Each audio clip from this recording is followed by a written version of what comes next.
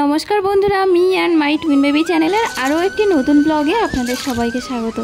তো বন্ধুরা, আশা করি আপনারা সবাই খুব ভালো আছেন। আর এই যে দেখুন, প্রতিদিনের মতো একই কাজ। তো সকাল সকাল উঠে মাটির উনুনে ভাত বসানো, কিন্তু চালটা কিন্তু মা ধুয়ে দিয়েছে। তো মা চাল ধুয়ে দিয়েছে, আর ভাতের মধ্যে দুটো আলু আর দুটো বেগুনও দিয়েছি, আর কাঠ দিয়ে দিয়েছি। তো উনুনটা এমনি এমনি একা একাই জ্বলছে। আর এখন চলে এসেছি ঘরে। তো বিছানাটা গুছিয়ে নিলাম প্রতিদিনের মতো। এই চাদরটা সারাদিন এটা দেওয়া থাকে। তো রাতে ঘুমানোর চাদরটা তুলে দিয়েছি। আর দেখুন, কয়েকদিন ধরে ভাবছি একটা নাইটি বার করব, কিন্তু আর মনেই থাকে না। তো আজকে একটা নাইটি বার করলাম, তার কারণ যেসব নাইটিগুলো পরছি সব রং চেপে গেছে। আর এই যে দেখুন, রাউন্ড গলা নাইটি আমার একদম ভালো লাগে না, কিন্তু এটা আমার ছিল, ওই জন্য ভাবছি এটাই পরে ফেলি। আমার সব অ্যালানকার নাইটিই বেশি পছন্দ। তো নতুন নাইটি তো পরা যায় না, তাই আবার এই গরম, ওই জন্য বেশ ভালো করে সার্ফ জলে ভিজিয়ে দিয়েছি। মাসি কাচবে। ও মাসি, এই নতুন নাইটিটা দিয়েছি, ভালো করে একটু মানে নরম করে দেবে তো। না, এখানে ভিজিয়ে রাখলাম। হ্যাঁ, ঠিক আছে। ভালো করে নরম করে, নাহলে পরতে পারবো না।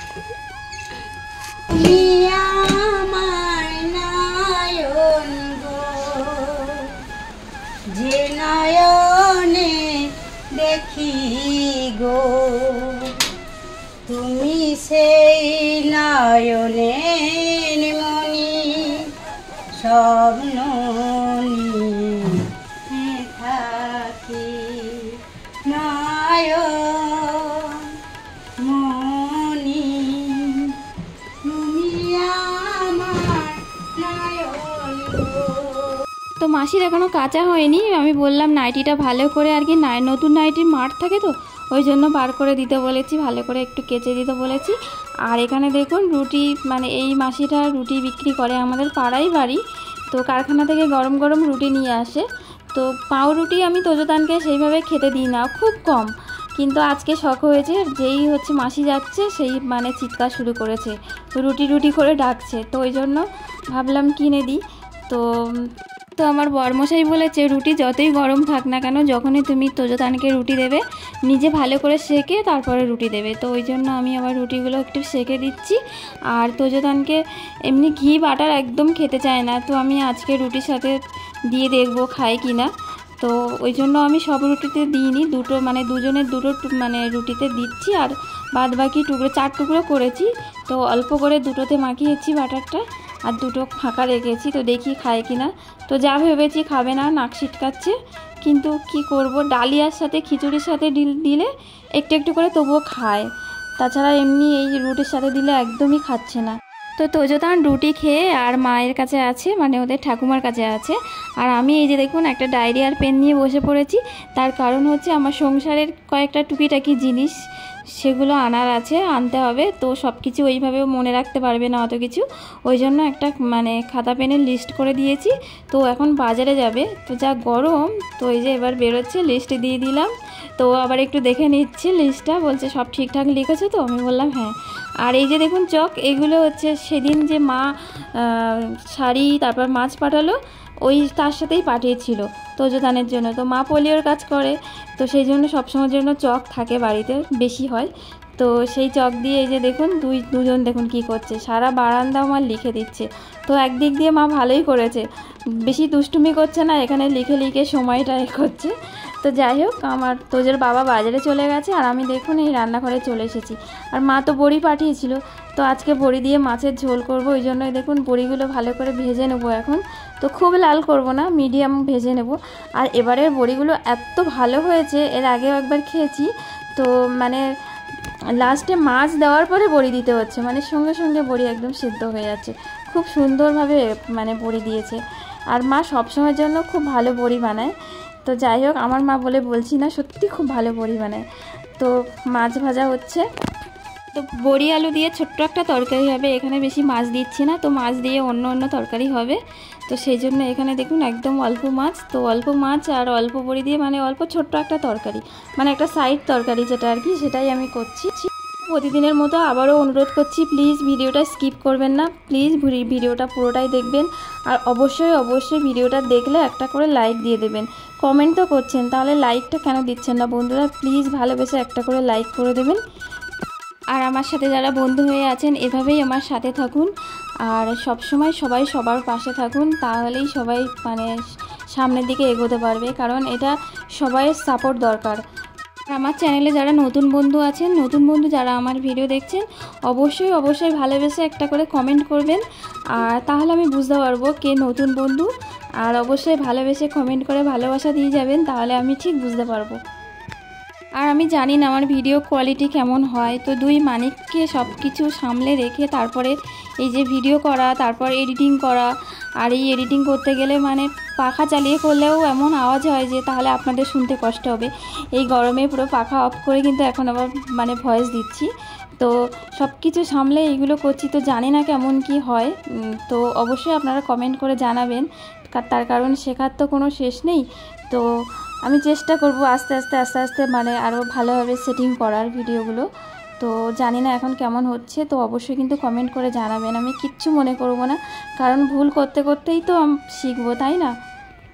তো এই যে রান্না করছি, দুই মানিক আমার কতবার চলে এসছে রান্নাঘরে, এসে ডাকছে।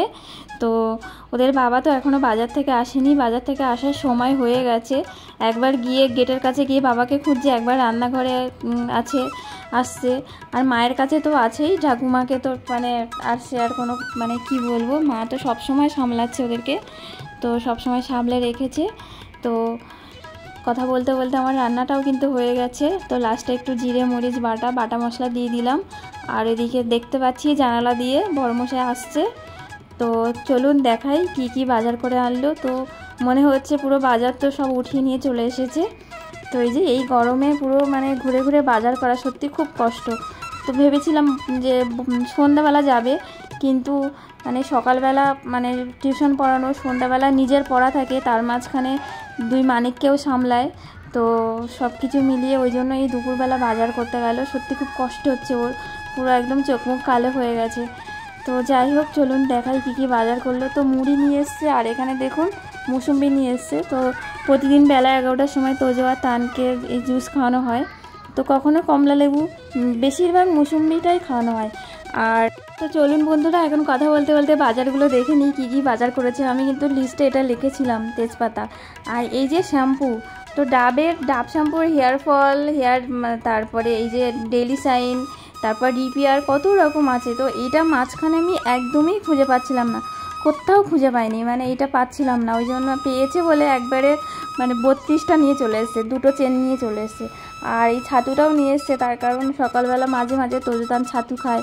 আর মুগ ডাল তো আমাদের লাগেই, তার কারণ কি বলুন তো, আমাদের শনিবার আর মঙ্গলবার যেহেতু আমাদের নিরামিষ, তো মঙ্গলবারও আমরা মুসুর ডাল খাই, কিন্তু শনিবারটা আমরা মুগ ডাল খাই। আর এই সয়াবিনটা কিন্তু আমি লিখিনি, কিন্তু 1 কেজি পুরো সয়াবিন নিয়ে চলে এসছে। তো মাঝে মাঝে সয়াবিন খাওয়া হয়, পকোড়াও হয়। আর এই যে আমুল দুধও 1 কিলো নিয়ে চলে এসছে, তোজোতান খায়। তোজোতান এখন একটু বড় হয়ে গেছে বলে আমুল খায়। আর চিনিও মানে ছিল না, চিনি নিয়ে এসছে, লবণ। আর এই যে সাবানটা নিয়ে এসছে লাক্স, এটা আমার ভালো লাগে না, এই সাবানটা কেন এনেছে জানি না। চাউমিনটা নিয়ে এসছে, এটাও কিন্তু আমি লিখিনি চাউমিনটা, এগুলো ও নিজে থেকে নিয়ে এসছে। আর এখানে দেখুন কাঁচা কাঁচা পেয়ারা নিয়ে এসছে। এই গরমে কিন্তু বেশ মানে দুপুরে খাওয়ার পরে বেশ বিট লবণ দিয়ে পেয়ারা খাওয়া হবে। আর এই যে কাঁঠালি কলা, প্রতিদিন বেলা 11টার সময়, 11টার পরে ওরা জুস খায়। তারপরে এই যে কাঁঠালি কলা ওদের অনেক ছোটোবেলা থেকে খাওয়ানো হয়, কাঁঠালি কলা খেলে মানে হাড় শক্ত হয় আর কি, সেই জন্য। আর এদিকে মাসি 2 দিন ধরে চেঁচাচ্ছে যে বাসন মাজার সাবান নেই, তো ওই জন্য বাসন মাজার সাবান নিয়ে আসলো, সানলাইট। আর এই ক্রিম কেকার, তো ক্রিম কেকারটা চায়ের সাথে আমরা খাই। আর অন্য যে এই যে বিস্কুটটা, এটা হচ্ছে তোজোতান খায়, এটা হচ্ছে থিন অ্যারারুটের যেটা, এটা হচ্ছে ওরা খায়। আর এগুলো তো মাজন। আর তেল দেখছি একবারে 3 কিলো নিয়ে চলে এসছে।